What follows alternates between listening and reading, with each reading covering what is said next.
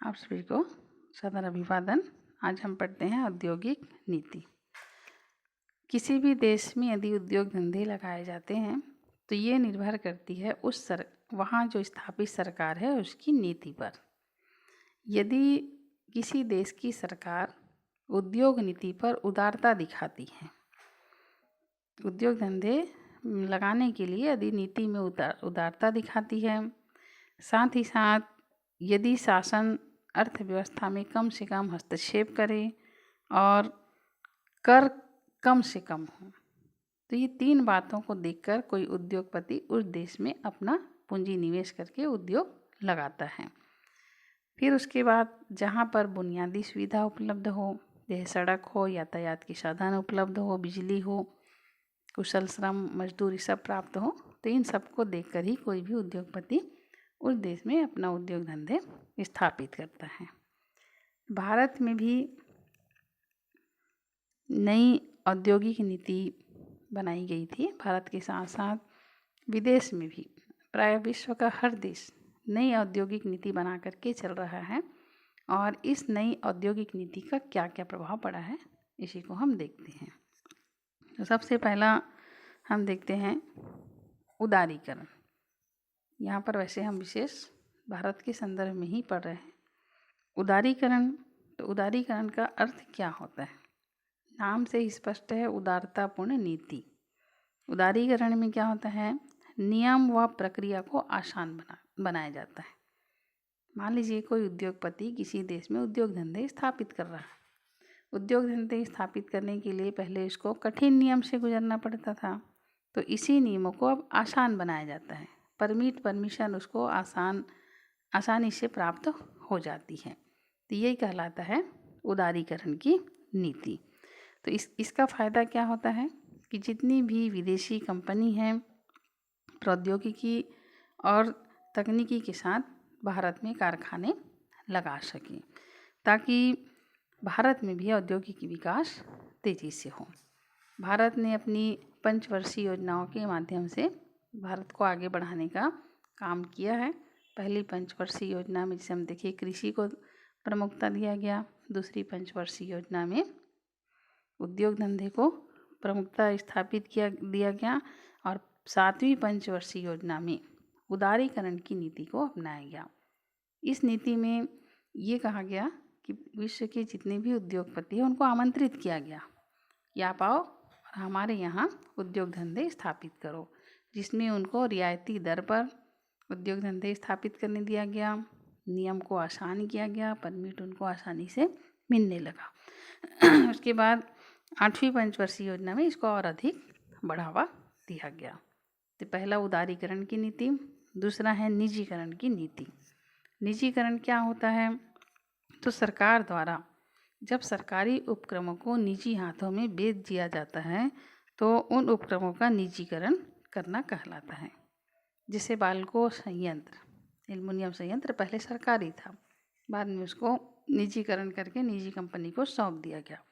उसी प्रकार से जैसे और हर क्षेत्र में भी बात चल रही, शिक्षा के क्षेत्र में भी स्कूल को भी कहा जा रहा है कि निजीकरण किया जाएगा, बैंक को भी किसी को निजीकरण किया जाएगा।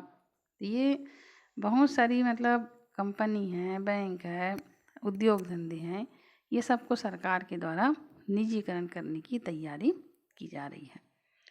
निजीकरण के कई गुण हैं तो कई दोष भी है। खैर यहाँ पर हम दोष को नहीं देखेंगे, यहाँ पर इसका अच्छाई क्या है ये सरकार की नज़रों में हम देखते हैं। निजीकरण का फ़ायदा सरकार ये बताती है कि विगत कुछ वर्षों में जो सार्वजनिक उपक्रम है ये घाटा में चल रहे हैं, तो इसी घाटे की भरपाई के लिए इनके प्रबंधन को निजी कंपनी को सौंपने का निर्णय लिया गया, ताकि ये निजी कंपनी अपने स्तर पर इस बीमार कंपनी को आगे बढ़ाए और तेज़ी से उस कंपनी को आगे ले जाए। ये सरकार की सोच है।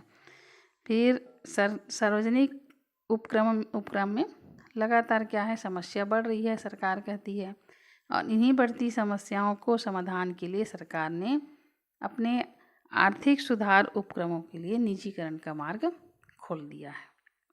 अब निजीकरण में होता क्या है, निजी कंपनी आके यहाँ उद्योग धंधे स्थापित कर रही है। सरकारी उद्योग धंधे अब कोई नहीं लग रहा है, तो इससे निजी कंपनी को भी फायदा हो रहा है, इसके साथ ही साथ सरकार को भी फायदा हो रहा है। तो सरकार क्या है, जितनी भी सार्वजनिक उपक्रम है इसके अंश को धीरे धीरे बेच रही है, और इसी कारण से निजी क्षेत्र की भागीदारी हमारे देश में लगातार बढ़ रही है, और जो अतिरिक्त संसाधन है इसका एकत्रीकरण भी हुआ है। तो निजीकरण के कारण भी हमारे देश में आप देख रहे हैं नए नए उद्योग धंधे स्थापित हो रहे हैं। तीसरा है वैश्वीकरण या भूमंडलीकरण। वैश्वीकरण का अर्थ होता है विश्व की अर्थव्यवस्था को अपनी अर्थव्यवस्था के साथ जोड़ करके देखना। इसमें 1980 व 90 के दशक में वैश्वीकरण की प्रक्रिया अपनाई गई थी, और इसका प्रभाव ये हुआ वैश्वीकरण का कि पूंजी के साथ साथ वस्तु और सेवा भी एक देश से दूसरे देश में आने जाने लगी। श्रमिक और संसाधन भी एक देश से दूसरे देश के बेरोक टोक आना जाना शुरू किए। वैश्वीकरण का मुख्य जोर घरेलू उत्पाद को बढ़ावा था और विदेशी प्रतिस्पर्धा को बढ़ावा देना था। वैश्वीकरण को हम दो तरह से समझ सकते हैं। पहला है आर्थिक व राजनीतिक प्रक्रिया, जिसके तहत उत्पादन और वितरण का अंतर्राष्ट्रीयकरण होता है। इन्हें आर्थिक और राजनीतिक प्रक्रिया, जिसमें इस प्रक्रिया को पूरा करके उत्पादन और वितरण का अंतर्राष्ट्रीयकरण आज हो गया है।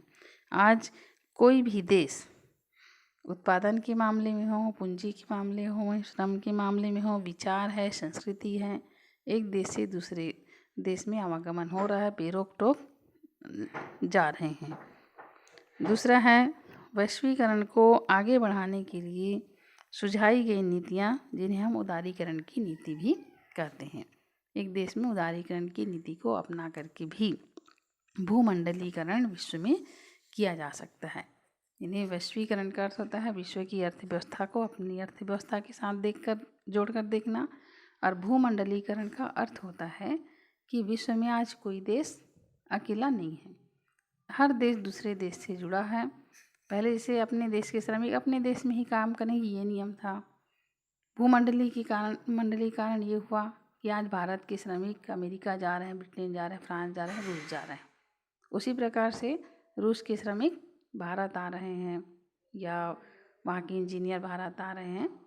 तो ये भूमंडलीकरण या वैश्वीकरण इसको कहा जाता है। आज की इस वीडियो में इतना ही, बाकी हम अगली वीडियो में पढ़ेंगे औद्योगिकरण के प्रभाव।